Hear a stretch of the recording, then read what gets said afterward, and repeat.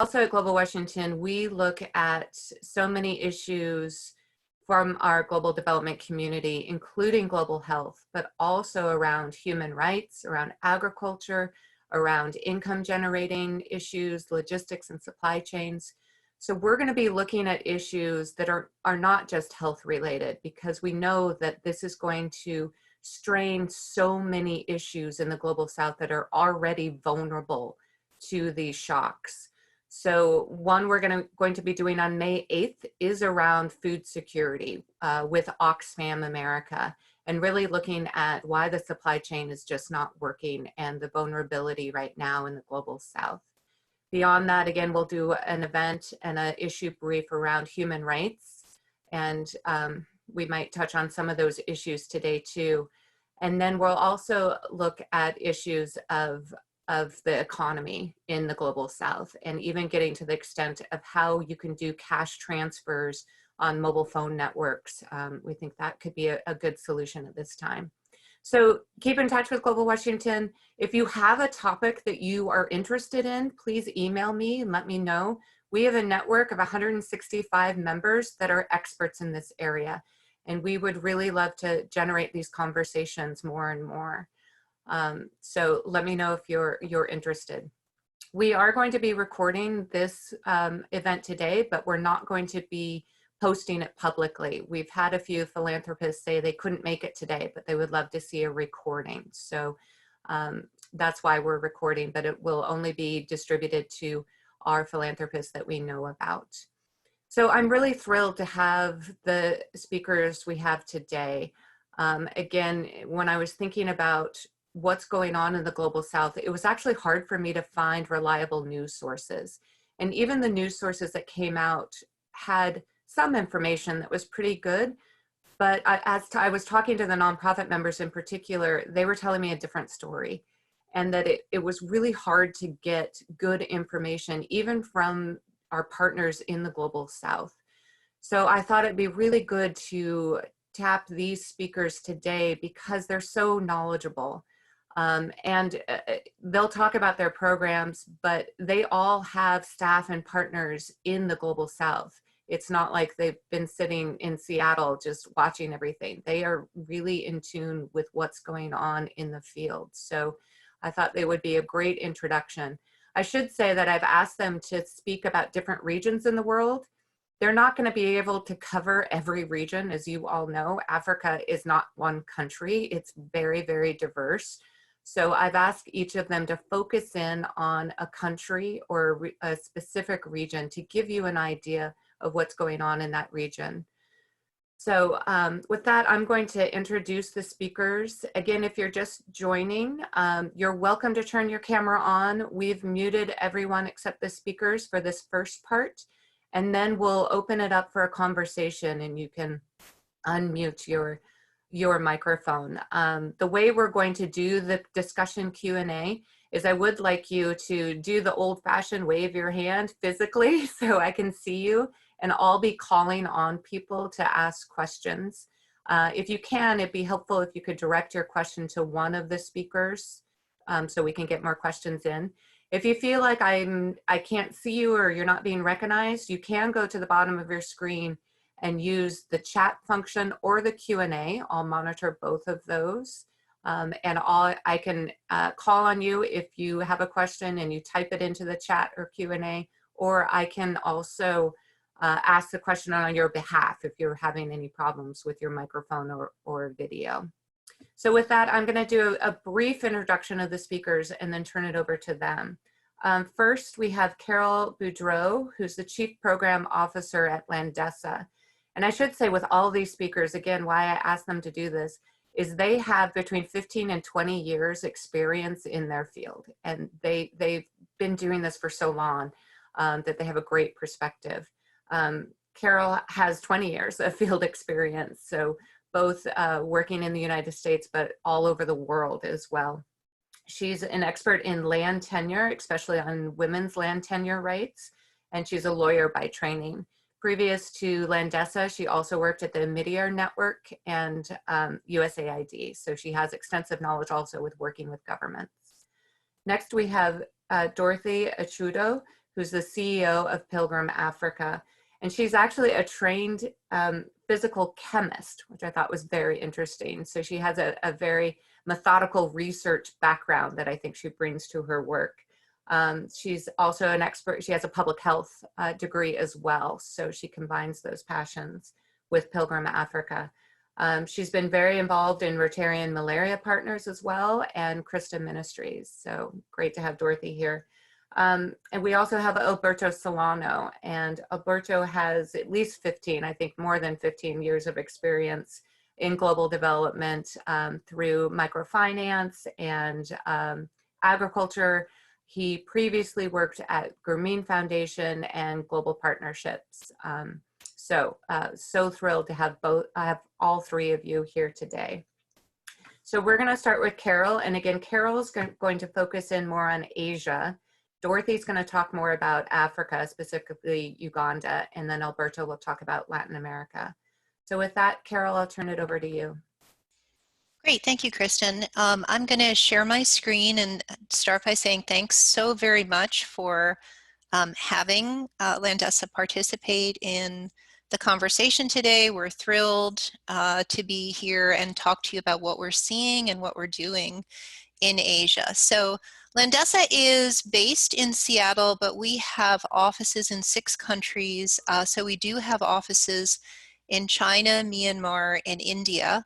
And I thought I'd talk for just a few minutes about what we're seeing and what we're hearing in those countries. Interestingly, we do have staff in China, and we actually had a staff member in Hubei province, which is where Wuhan City is. And so what I can say from our China colleagues so far is our China work is largely focused on very close, careful engagement with the Ministry of Agriculture. We have only just reopened our Beijing office this past week. The lockdown has been pretty significant. The implications of that lockdown and the spread of the disease through rural China has been that we've had to postpone all of our rural field work, at least until the autumn, and our expectation is we won't be doing any field work until the winter at the earliest. For us, though, as those of you who work in China will know, the real challenge is that the opportunity to engage in face-to-face conversations with government officials has largely been closed off. And so because these interpersonal relationships are so important for moving the needle in China, we are trying to work and use digital outreach, and just like everyone else is doing, using our phones more often, using digital platforms to be in touch with our government colleagues in China. But it is really posing a challenge in China. All of our staff remain safe, so we're super pleased about that. But we are seeing pop-ups and flare-ups in northern China now. Our colleagues who were in the south, either in the Hubei area or in Sichuan and that area, have not been able to return home, but no one's been ill. So in Myanmar, we do have a pretty large project. We have over 40 staff on the ground in Myanmar, and we were very concerned about the likelihood of spread of COVID into Myanmar. It's a very poor country. As you'll know, they do share a border with China. That border sometimes can be porous. To date, reports of outbreak in Myanmar have been pretty limited. For us, the impact, and interestingly, the government's still at work. They're out in the field doing their land allocation work. And so for us, what this has meant is that we have been trying, and we've been successful at providing PPEs to our government partners in Myanmar. We have had our staff in all countries, including the US, shift to remote work from home. But we do expect in Myanmar, as a result of spreading of the virus, to see increased ethnic conflicts particularly. And so we are on the lookout in each of the countries where we're working for a rise in ethnic conflicts. Finally, we do have offices in India. We've had a long-term presence in India. Here, we are just so concerned about the rise of religious tensions and religious conflict associated with COVID. There's already been, as many of you will know, widespread religious conflicts and tensions in India, and this is just another excuse for, or a reason for people to be in conflict with neighbors. We're very concerned about the rise of hunger in India and breakdown of some food supply chains. So overall, what we're seeing is we still are at early stages of rising levels of conflict in less developed countries.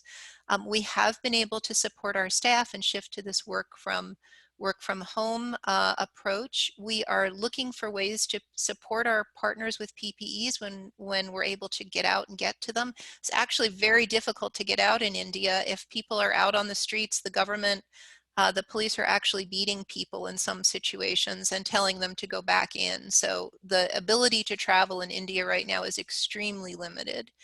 And as you can see from this slide, shifting over to digital media wherever it's possible, including things like doing digital monitoring and evaluation or phone-based outreach and evaluation. And much of our work has shifted to desk-based research. So I'm going to bring a land-based perspective to what we see and continue with this theme of rising conflict. Why would an organization that works on land rights be concerned about conflict as it relates to COVID-19? Well, because what we see in all of the countries where we work is a de-urbanization process. People are leaving cities, they're headed to rural areas. It can be very challenging to integrate either returnees, people who left a village and are going back to their family village, or migrants who are just fleeing from an urban setting into a rural setting, which is happening quite a lot actually in India. It can be hard to integrate those people into these rural communities. We even see this in the US, people having challenges going to locations where they may have summer or second homes. And these conflicts can turn deadly in some cases. So we're keeping a very close eye on hotspots and rise of conflict. We're also keeping a pretty close eye on food supply chains, because as farmers become ill, as farmers die, it's not clear who's going to have rights to work their land. It's not clear who's going to have incentives to produce. So we anticipate that there will be both productivity challenges. These will lead to rising levels of hunger.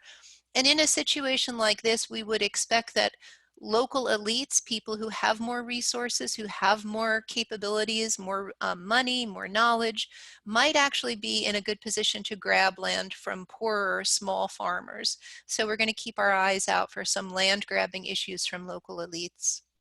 And then finally, if the trend that we see in the developed world, which is that more older men seem to be affected by the disease than younger men or than women, we do expect to see an increasing number of widows in the developing world. Widows are particularly vulnerable to grabs of their property by family members. When their property is grabbed, oftentimes they end up having to go to into urban slums because they're not allowed to work land in the city or in the area where their husband lives. And so that puts additional pressures on urban systems and may contribute to more spread of disease. But we also expect to see some intergenerational issues which could maybe cut in different ways. So if older men, older farmers are passing away, this creates an opportunity for younger farmers to take over some of those fields. It could lead to some increases in productivity because we know older farmers tend to not make the same sort of use of digital media. So the ability to share information, agricultural extension information, information about markets, may be a little easier with younger farmers, but boy, it comes at quite a significant cost. At the same time, we might expect to see younger family members, whether they're male or female, more likely to be in conflict with each other about who does succeed to the lands that become available if older members of their families die. I should say an issue that I don't have listed here, but that we are worried about across the board, and I'm sure my colleagues are as well, are rising levels of gender-based violence. We're seeing and hearing about really significant increases in gender-based violence, and there's you know, this is, if you're sheltering in place, you can't move. It's very hard for the NGO community to know what to do about that other than use digital media to send messaging to people who are subject to gender-based violence. But we also know there is a linkage when women particularly have more secure rights over land or housing. If they have a place to go to get away from gender-based violence, this can be an enormous help for them. There is a really clear, a nice linkage around this, particularly in India. And so trying to think very hard about how we respond to rising levels of gender-based violence. Overall, I think, you know, our challenge right now is to understand the potential for conflict, to understand what it is that small farmers, men and women, are likely to be facing in the coming 3, 6, 12, 36 months, pivot our offerings or our support so that we can help them weather this really incredibly difficult storm. It allows us to maybe use some of the strengths that as lawyers we have, which could be supporting dispute resolution, could be supporting alternative dispute resolution, could also be providing some assistance to people who can't represent themselves as well as they might otherwise do. But finally, I'll close with this. Our top line message for many of our beneficiaries is protect your papers. If you have land documentation and you're in a place where there might be a lot of displacement, make sure you can protect your papers so that in the future you have you're able to show this was mine, it is not and should not be in the hands of someone who's come to grab my property. I think I'll stop there. Thank you, Kristen. Carol, thank you so much. That was great information, very condensed and clear. Thank you for presenting that. Next, we'll go to Dorothy. Dorothy? Thank you very much, Kristen, and thank you, everyone. Can everyone hear me? Okay, great. So I think I'll do the same thing. I'll start to screen share and hopefully get myself quickly to my PowerPoint.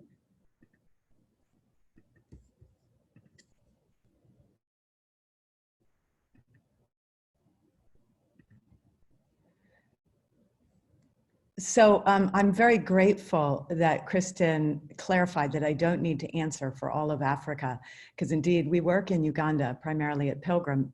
But I did think I would give you just a few quick COVID-19 update stats. That as of this morning, we were looking at 27,000 cases and 1,300 deaths. And when we compare that to what's going on in Uganda, we have 74 cases. We've done a relatively small amount of testing, which I think is consonant with the rest of the continent as well. And we've seen 0 deaths, and not only 0 deaths, but we've also seen 0 patients requiring critical care, which is very fortunate for us, as I'll describe a little bit later. I think that all of us are concerned that the comparatively low number of cases is in fact very much related to the relatively low number of tests. At the moment, the African cases are focused primarily in North Africa, in Egypt, Algeria, and Morocco, and also in South Africa. So areas that are slightly wealthier and that had slightly more access to travel to Europe, Asia, and the US.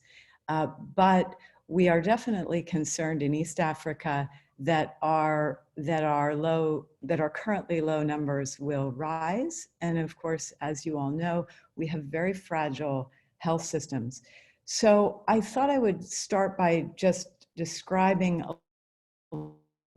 little bit of our current lockdown in Uganda. We started locking down before we had a single positive case. So March 18th, we had all public gatherings banned, and that included weddings and funerals, is a very big cultural ban. And it also precluded all religious services, all church, temple, and mosque services. And then on March 20th, we had our first confirmed case, and at the same time closed all the schools. And on March 25th, we added a complete transport ban, so similar to what you were describing. We cannot move in the country country without a government sticker on the back of our car.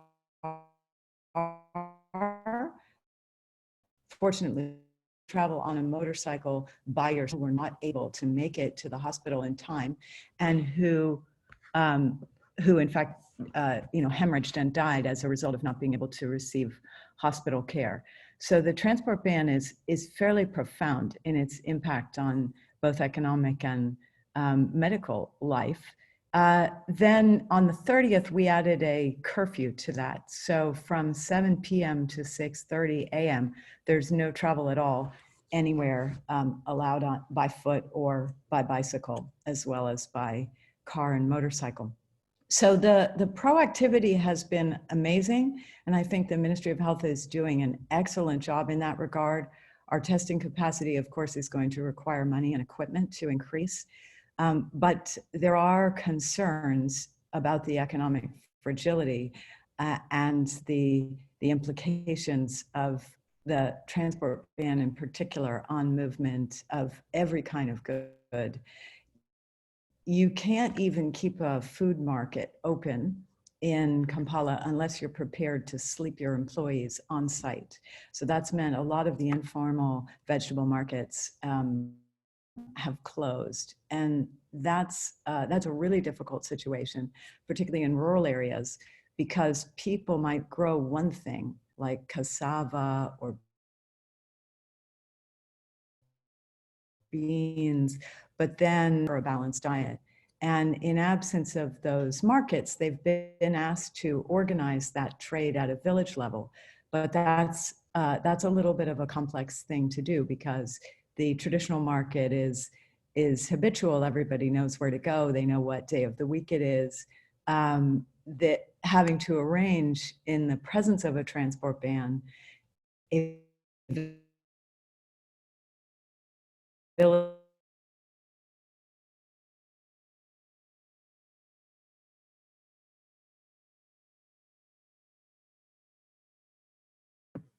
Dorothy, you're breaking up a little. Maybe you should try without the PowerPoint, see if that improves your internet.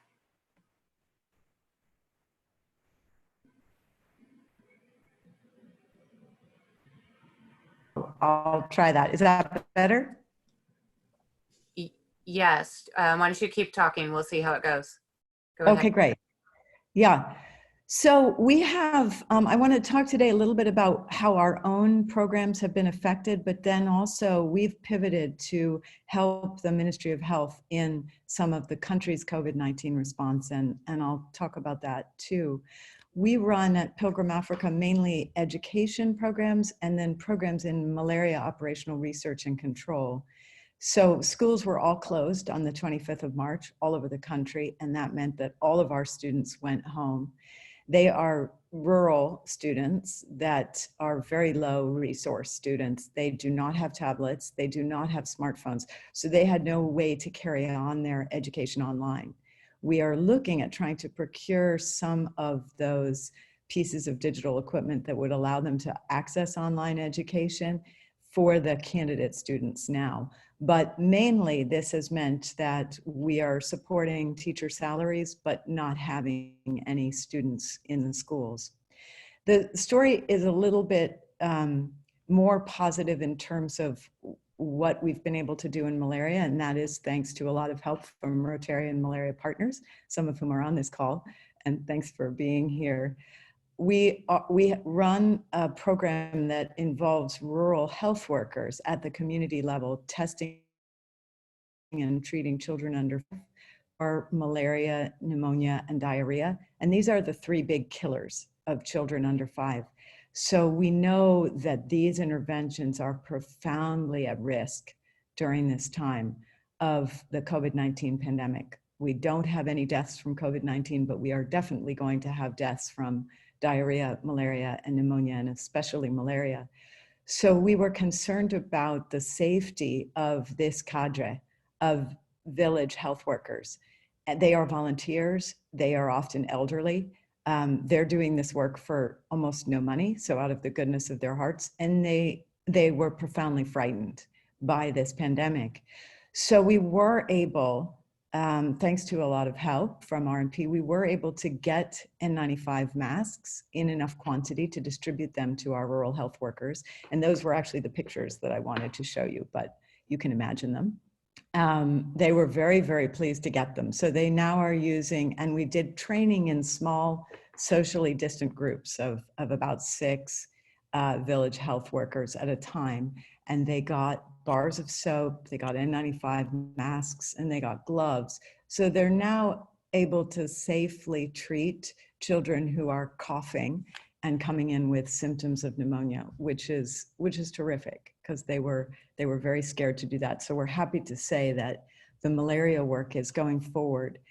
And we're partnering with Living Goods, which some of you may know, to make a second order of masks directly from our own suppliers. And that is because the procurement systems for this PPE, especially for the community health workers who are kind of at the bottom of the queue when it comes to getting this equipment, because they are a volunteer workforce, that system is slow. As many of you may have read, there was recently a New York Times article on how low resource countries in the global south are at the bottom of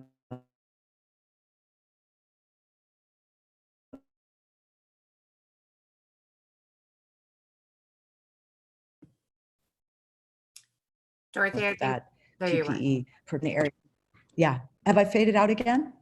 You just froze for a second, but go ahead. I'm so sorry that my internet is not behaving this morning. It's okay. So that's what we're doing with malaria programming.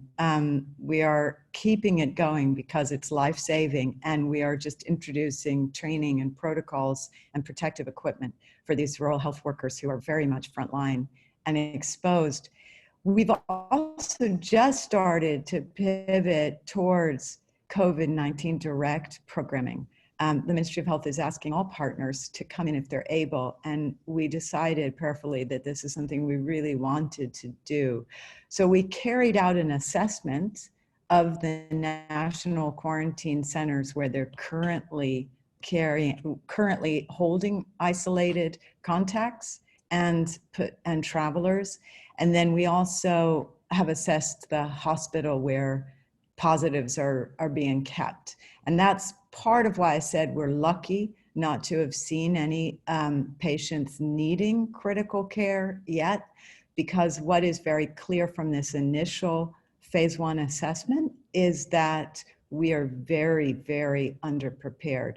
So the hospital that is holding the positives does not have a working high pressure oxygen concentration system. So regardless of how many ventilators we have, and it's very few, we can't operate any of them because we don't have that working high pressure oxygen concentration system. The current plan will be to treat critically ill patients at a district level. So our next phase of assessment will be to assess the regional referral hospitals and to see what capacity they have. And then what we're hoping to do is some of the digital work of building a portal and a data management system that helps a sort of interactive dashboard that helps people at Ministry of Health make critical decisions.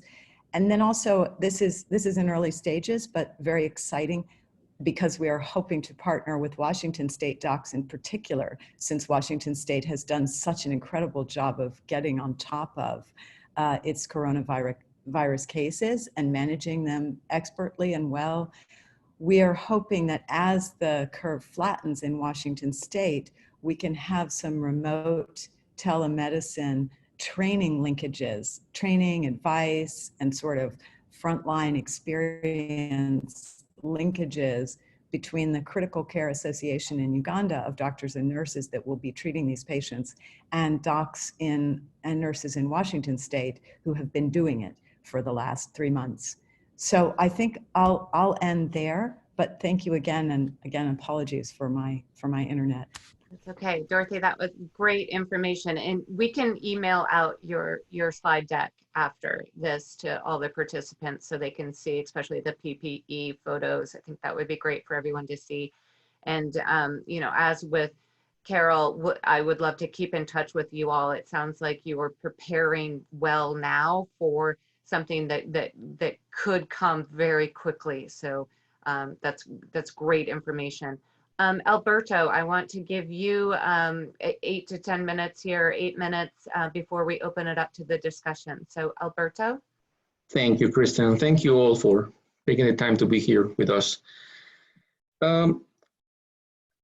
In Latin America, I think we can say that the disease has been slowly but constantly growing and spreading across. So it's been slow. You can count the number of cases by the thousands in South America and by the hundreds in Central America, with the exception of Panama, which has a more of a peak.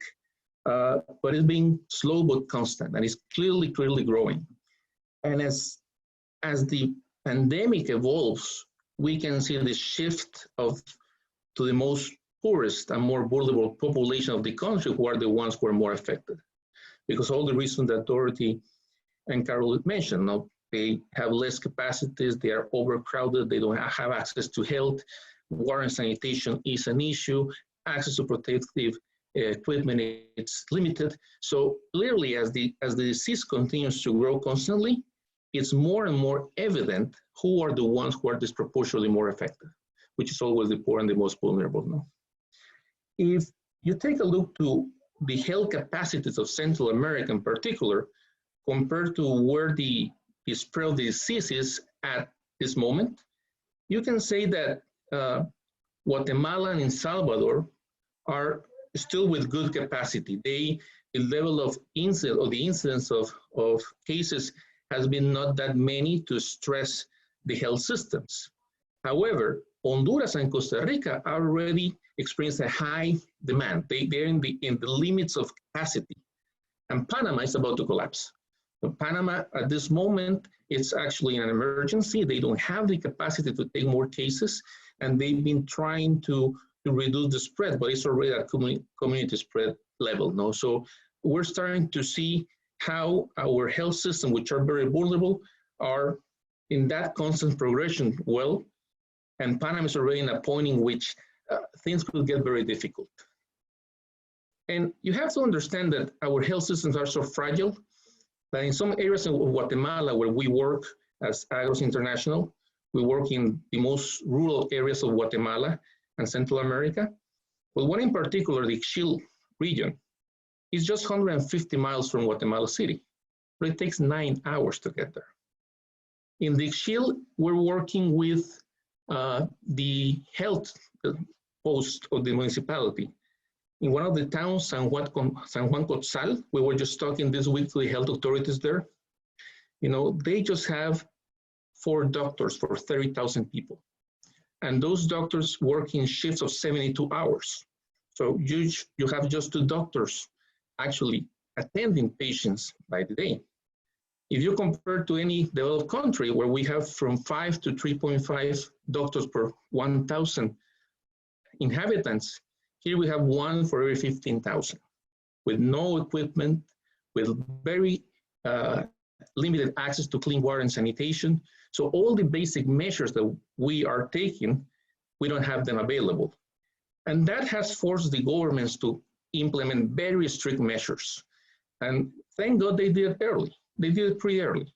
But you can see, like in Uganda, governments stepping in very fast, closing borders, reducing travel, putting curfews that went from 4 p.m. to 4 a.m. to a point in which they were all day long. Right now in Panama, people can just go out based on the last number of your ID, and 1 day a week if you're a man, 1 day a week if you're a woman. So it's a way to really reduce and limit the amount of people who couldn't be out, because this system will collapse. In Central America as well, they imposed very strong measures to cut transportation. Goods at the beginning were blocked, and that created a lot of problems. Now they're open, but public transportation is shut down.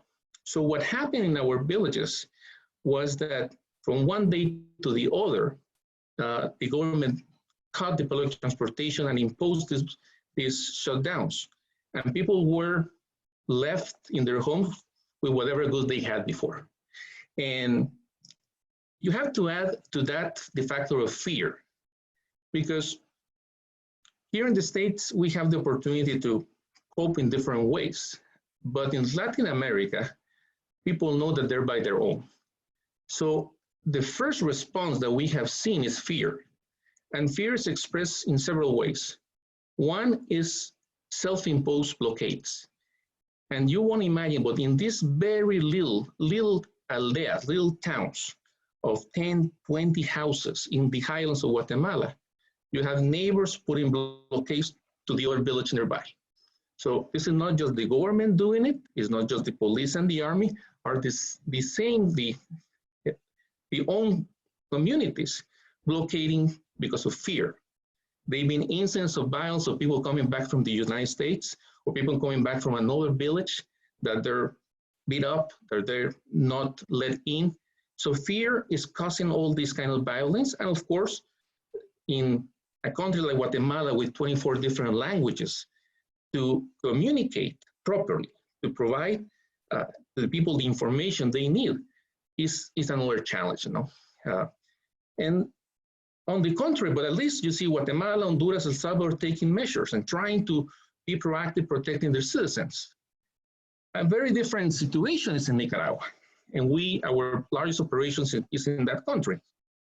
Sadly, we have a government that it's completely denying the danger of this disease, is misinforming the population. They have been basically communicating that this is no more than a mild cold, that most people won't even notice that they have it. They've been promoting, this is right now is the summer season in Central America. So they've been promoting every weekend, concentrations, festivals, concerts. They have blocked private sector and church efforts to establish some response teams. They have completely blocked them, and they're not doing any testing. So right now, nobody knows what's going on in Nicaragua. The official figures said that they just have 11 cases and 3 deaths. That math doesn't add up, just in that they're making no tests and everybody's exposed. So it's been a challenge for us with our community health workers and our staff to go to the villages and actually talk to them about the risks that they have. Because while we're trying to promote and to educate and to help the families take preventive measures, they're hearing a complete different story. In the radio, on the TV, people are out, schools are open, borders are open, transportation is going on.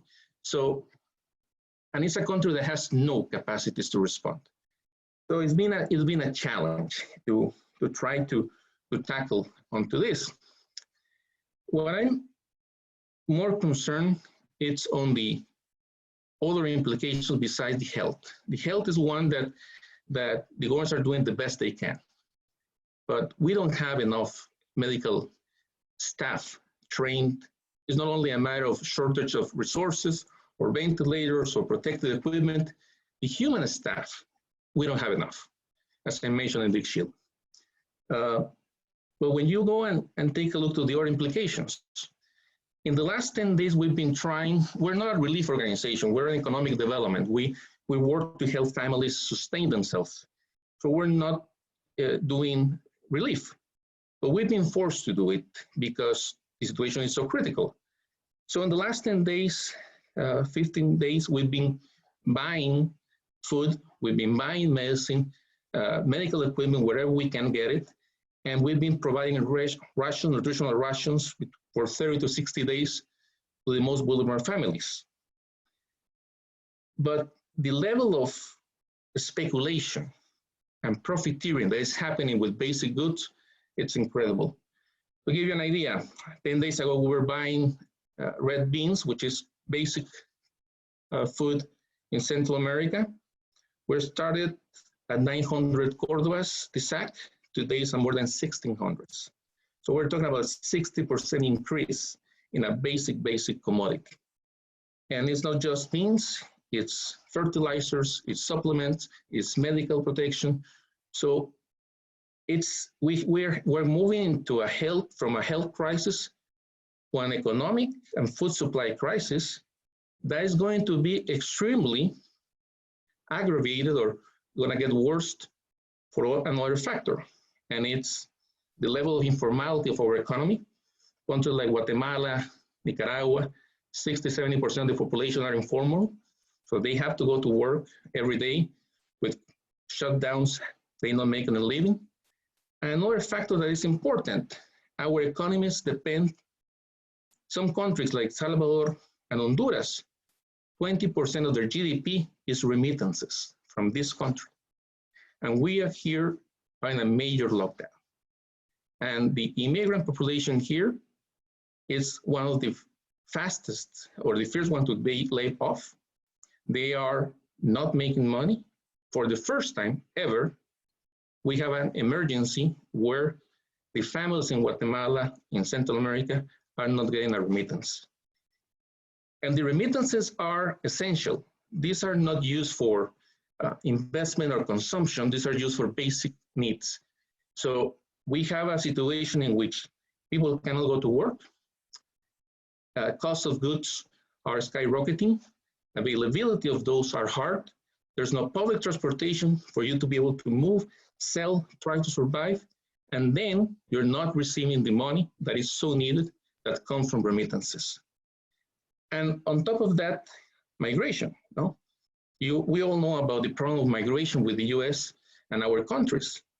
But what some of you may not know is that our population in Central America, we have fluid borders.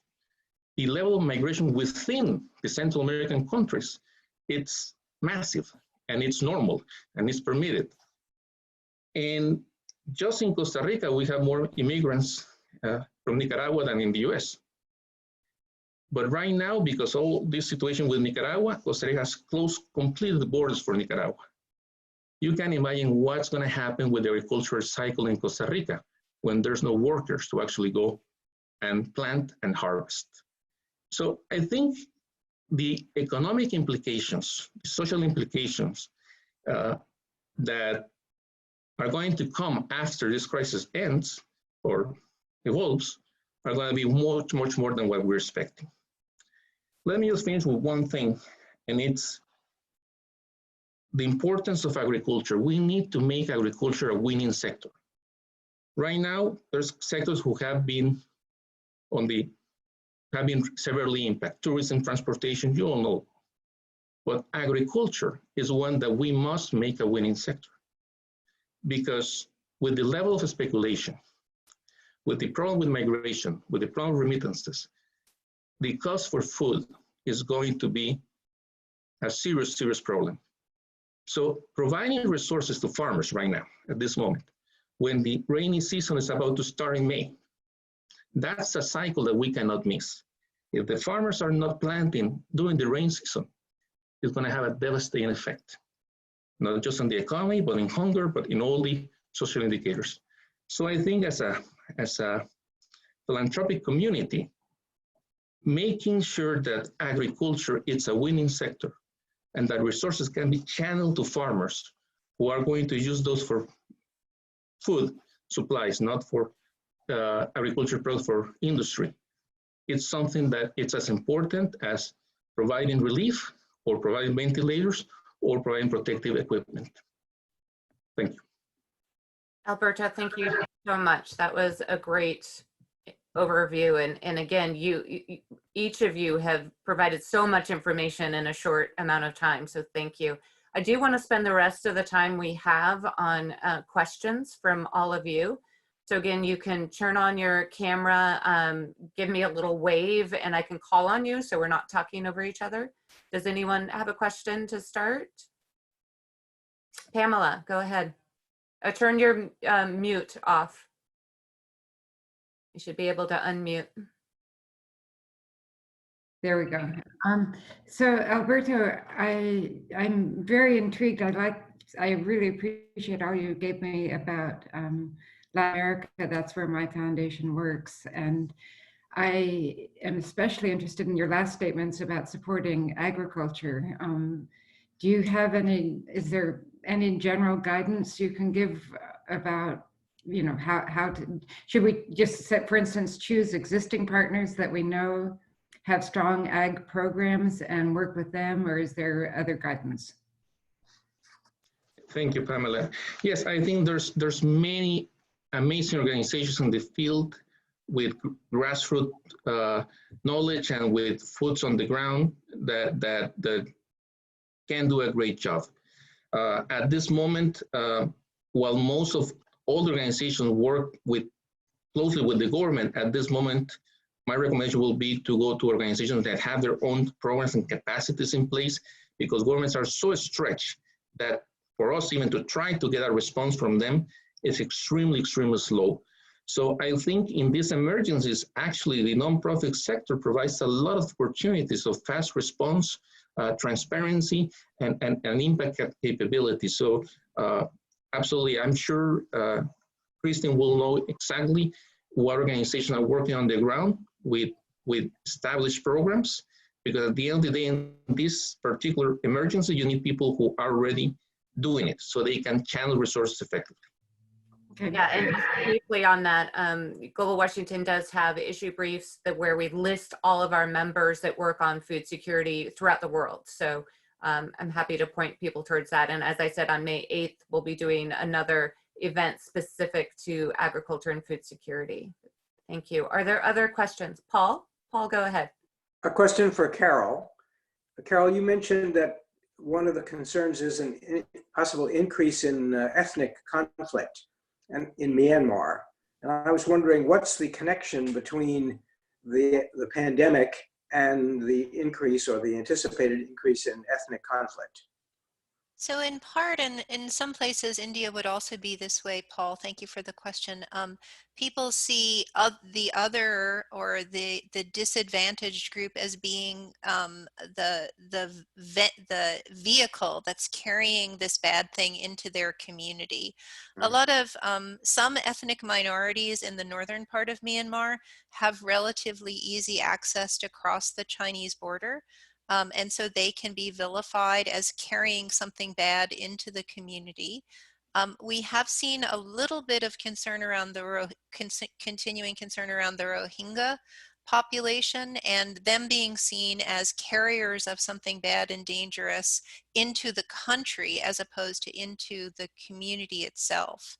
So same thing in India, Muslims are being seen as potentially carriers of the virus, and so another excuse potentially to target Muslims for a variety of different kinds of attacks. So this may not necessarily be I should say it's almost certainly not a scientifically based thesis, but it does seem to be the case that people are looking at others as they're scared. This is something Alberto said. People are scared. They see people moving, coming back from different areas or crossing borders, and they're seen as carriers. Yeah, thank you, Carol. Charlie, go ahead.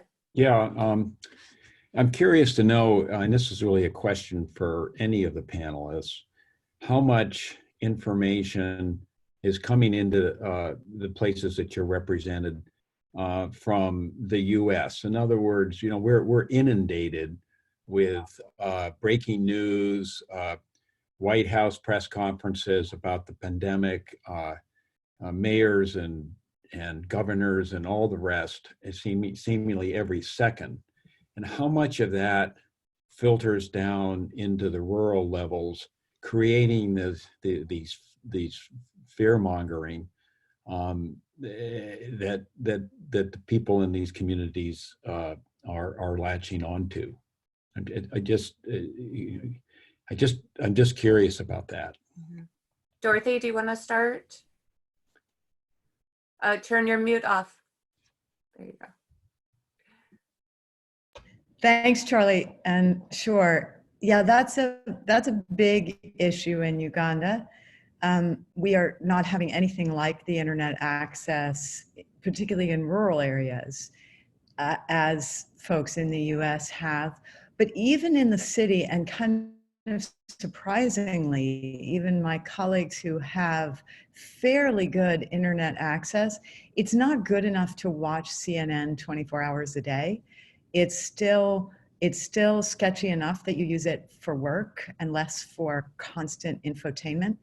And so I'm seeing there be a very significant time lag in news from the West reaching malaria implementers in country and Ministry of Health implementers, let alone the rural countryside where there's no information getting out at all except for what's going out on the national briefings.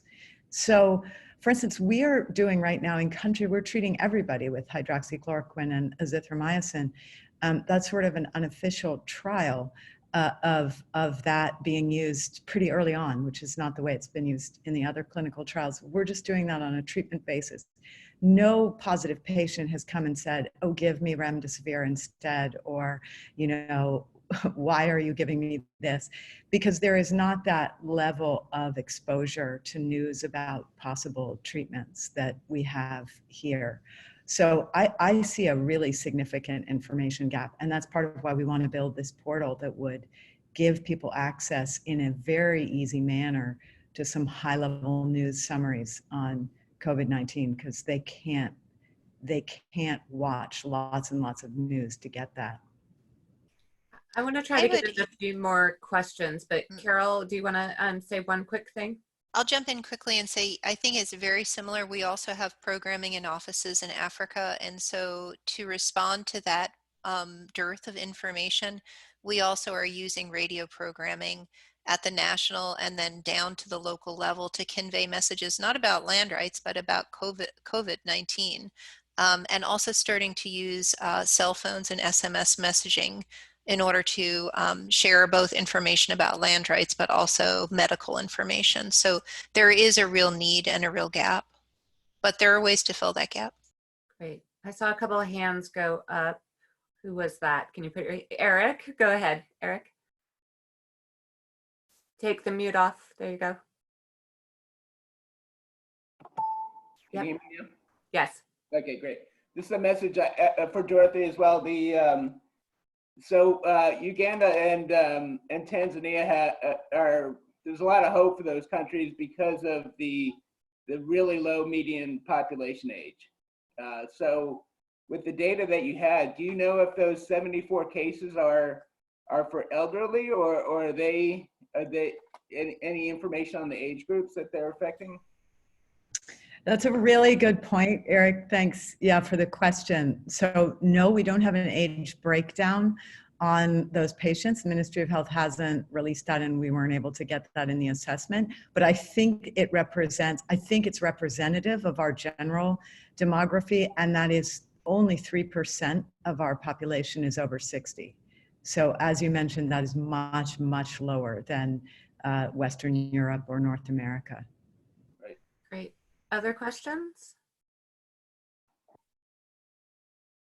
Okay, if not, I don't think I see any other questions. I would like to give each of the speakers just 1 or 2 minutes. I am very grateful for all of you because you've presented a clear picture, but also some solutions. I know that some of this information coming out can be very dire and make people feel immobile with what they can even do. And I think we've experienced that in the US when we're not quite sure how to move forward. So I really appreciate you all giving a sense of hope and giving a sense of preparedness. You are all getting ready for what could happen. So, and also talking about the reality, because it is a dire and serious situation. So I want to give each speaker just 1 or 2 minutes to say what you're most specifically hoping in the future. Carol, do you want to start? Sure, thank you. I'm most hopeful that we can actually use this as an opportunity to raise awareness of the importance of land rights in connection with other important development challenges, whether it's a public health challenge or a food security challenge. It's a connect the dots that we oftentimes have to do, but somehow connecting the dots in this case, I think it's actually creating an opportunity for us to make the case just a little bit more clearly. So I'm actually pretty hopeful about that. Thank you, Kristen. And Alberto, you've talked a lot about making ag a winning economy. Do you want to add anything? Yes, but let me just share a short story, because among all this chaos and fear, you know, in Guatemala, there's a beautiful story, and we have a president that just came in office in January, totally new guy. Who knows how well he's gonna do, and he has stepped up in a way that's really beautiful. He has been able to really bring the country together. For the first time in I don't know how many decades, we have somebody who has been able to use this emergency to bring private sector, civil sector, unite the government, international cooperation. And for the first time, we're seeing, you know, a united Guatemala, and that has spread to a point in which people are just gathering to provide support and give goods to those in need. And it just has started this trickle down effect that it's something that among all this chaos is so beautiful to see. And that's the reason for hope, for me at least. No, in terms of hope for the future, I think that we have to remind ourselves that our people is very resilient. If it's not pandemics, it's earthquakes, it's civil wars, it's droughts, it's so many things, and they're resilient. You know, they're made of courage, and I know that with the support of the community and nonprofits and the governments, they're going to make it through. So that resilience is a reason for hope as well. That's great. Thank you, Alberto. Dorothy?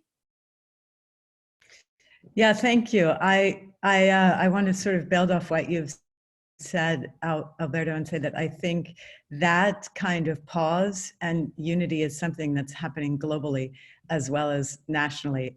You're lucky in having a good new president, but even all of us are seeing that for once the whole world is tuned into the same news. All of us all over the globe are thinking about the same thing, and we're thinking about one another in very beautiful ways. And I think there's enormous opportunity for good to come out of this crisis. There's huge concern on the economic side for the global South, and for Africa in particular. But there is also this opportunity to do a targeted build of the badly needed infrastructure. We're focused a little on the badly needed health infrastructure, but it is equally true in the agricultural sector. It's equally true in all the other elements of the economy. We could take this opportunity to build that infrastructure in a kind of targeted stimulus that was aided by structured debt relief and generous partners. And we could actually see Africa come out of this, and other areas of the global South come out of this stronger than they were before, if we are very strategic about how we move forward and if we lean into that optimism.